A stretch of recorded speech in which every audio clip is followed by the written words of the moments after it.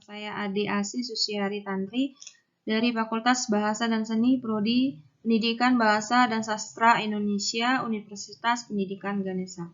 Pada kesempatan ini saya akan mempresentasikan artikel dengan judul Penilaian Berbasis Literasi Sastra dan HOTS pada mata kuliah Sejarah Sastra.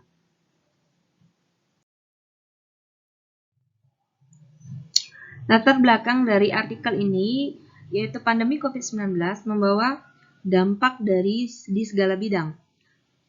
Dampak dan perubahan akibat pandemi ini juga dirasakan di bidang penyelenggaraan pendidikan. Penyelenggaraan pendidikan tidak bisa dilakukan secara normal atau tidak bisa dilakukan secara tatap muka. Hal ini karena adanya peraturan pemerintah nomor 21 tahun 2020 mengenai social distancing.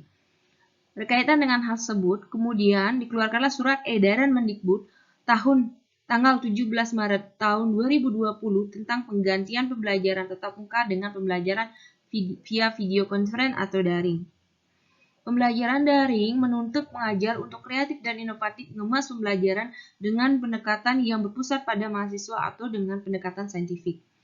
Tidak kalah pentingnya adalah penilaian yang diberikan kepada mahasiswa pun harus berkualitas.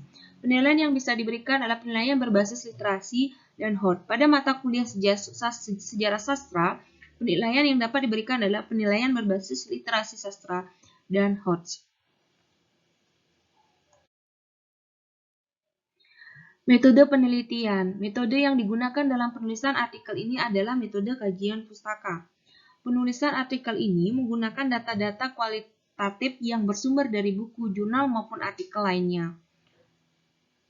Sumber pustaka yang digunakan yaitu mengenai evaluasi pembelajaran, gerakan literasi sekolah, dan sejarah sastra Indonesia. Langkah-langkah yang dilakukan yang pertama, menentukan topik yang sesuai dengan tema kegiatan dan situasi pembelajaran di masa pandemi. Yang kedua, mengeksplorasi informasi untuk mengetahui penelitian yang sejenis. Yang ketiga, mengumpulkan sumber pustaka atau referensi yang dapat memecahkan masalah. Yang keempat, menganalisis sumber pustaka atau referensi tersebut sesuai dengan variabel tulisan. Dan yang terakhir adalah menyusun artikel. Berikutnya adalah hasil dan pembahasan. Dalam pembelajaran daring, pemberian materi biasanya dilakukan secara asinkronus dan sinkronus. Untuk mengetahui sejauh mana pemahaman mahasiswa terhadap materi yang diberikan, biasanya dosen memberikan tugas atau melakukan penilaian. Di dalam LMS atau Learning Management System, salah satu fitur yang bisa dipilih oleh dosen adalah fitur assessment ataupun penugasan. Dalam mata kuliah sejarah sastra, yang membahas perkembangan sastra mulai dari angkatan Balai Pustaka sampai angkatan 2000, dosen dituntut untuk kreatif memberikan tugas yang dapat mengukur kemampuan berpikir kritis mahasiswa atau kemampuan HOTS mahasiswa. Selain itu, keterampilan literasinya juga harus meningkat. Penilaian yang dapat dilakukan yaitu penilaian kognitif berbasis HOT.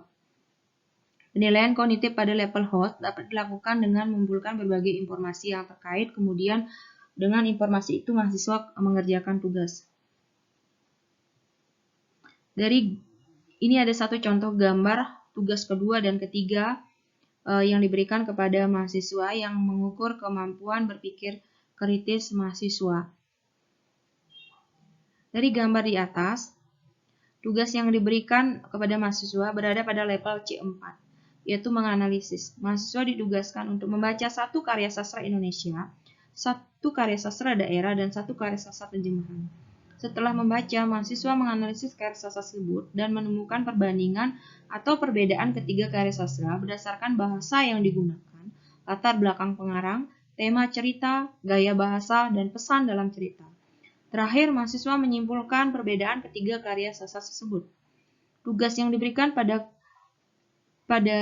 gambar ini atau tugas yang diberikan pada pertemuan kedua dan ketiga ini sudah pasti dapat meningkatkan kemampuan berpikir mahasiswa dan juga dapat meningkatkan kemampuan literasi sastra mahasiswa. Yang kedua adalah penilaian proyek berkelompok. Penilaian proyek merupakan penilaian dengan beberapa tahapan seperti perencanaan, pengumpulan data, pengorganisasian, pengolahan, dan penyajian data. Penilaian ini sangat mungkin diberikan pada mata kuliah sejarah sastra. Tugas yang diberikan dapat berupa pembuatan makalah, Berikut contohnya tugas pembuatan makalah di dalam e-learning. Langkah-langkah yang harus dilakukan oleh mahasiswa untuk mengerjakan tugas ini. Yang pertama, mahasiswa harus merencanakan sumber apa saja yang harus digunakan untuk membuat makalah. Yang kedua, mahasiswa harus mengumpulkan berbagai sumber atau referensi untuk membuat makalah. Mahasiswa dilarang menggunakan referensi yang bersumber dari Blogspot. Ini berarti mahasiswa harus berusaha lebih keras mencari referensi yang akurat dan valid. Langkah ketiga adalah mahasiswa mengorganisasikan atau menyusun informasi untuk memperkuat argumen. Langkah keempat, mahasiswa mengolah dan menganalisis referensi agar menjadi makalah yang berkualitas. Langkah kelima, mahasiswa menyajikan data dalam bentuk makalah yang utuh. Langkah keenam, mahasiswa harus menyunting makalah tersebut. Dan langkah terakhir, mahasiswa menyajikan makalahnya dalam bentuk salindia dan kemudian mempresentasikannya. Nah, ini juga sangat memungkinkan dapat meningkatkan kemampuan literasi mahasiswa dan juga kemampuan berpikir kritis mahasiswa.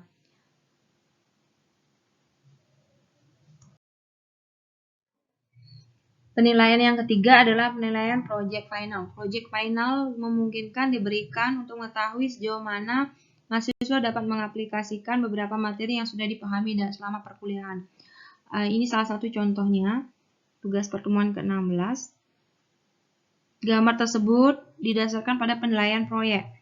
Disebut proyek final karena dapat diberikan untuk memenuhi tugas akhir semester. Langkah-langkah yang harus dilakukan oleh mahasiswa yaitu yang pertama, mahasiswa harus merencanakan karya sastra yang akan dianalisis dan sumber apa saja yang harus digunakan. Langkah kedua, mahasiswa harus mengumpulkan berbagai sumber atau referensi yang berkaitan dengan karakteristik angkatan sastra. Sama halnya dengan tugas sebelumnya, mahasiswa dilarang menggunakan referensi yang bersumber dari Blogspot. Langkah ketiga, mahasiswa mengorganisasikan atau menyusun informasi untuk memperkuat analisis.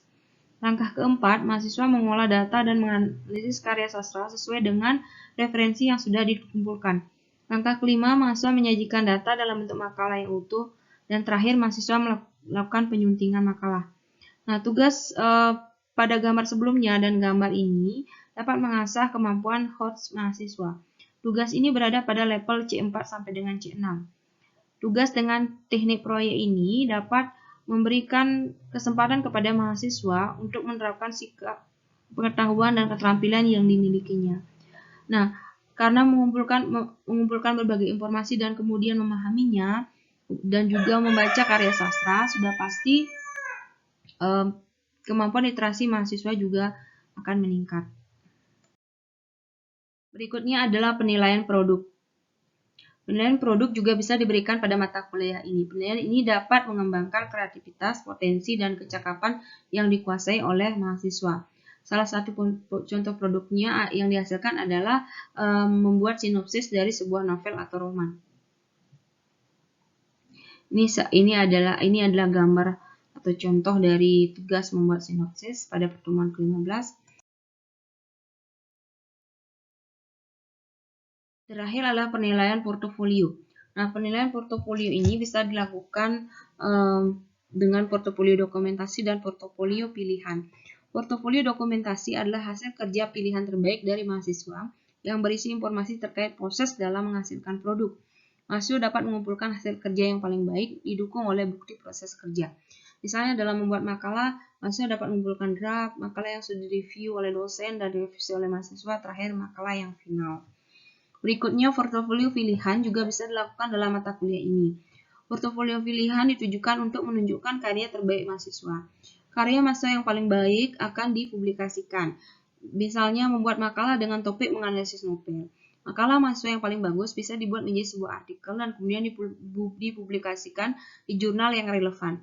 Selain itu, tugas membuat sinopsis juga bisa dinilai dengan teknik ini. Sinopsis yang paling bagus bisa dipilih kemudian bisa dibukukan. Jadi, dapat disimpulkan bahwa pembelajaran daring agar memiliki kualitas yang baik harus direncanakan dan dilaksanakan dengan matang. Salah satu aspek yang perlu diperhatikan adalah penilaian. Penilaian apa yang diberikan untuk mengukur kemampuan mahasiswa menyerap informasi yang telah dipelajari. Salah satu penilaian dalam mata kuliah sejarah sastra yang bisa diterapkan adalah penilaian berbasis literasi sastra dan HOTS.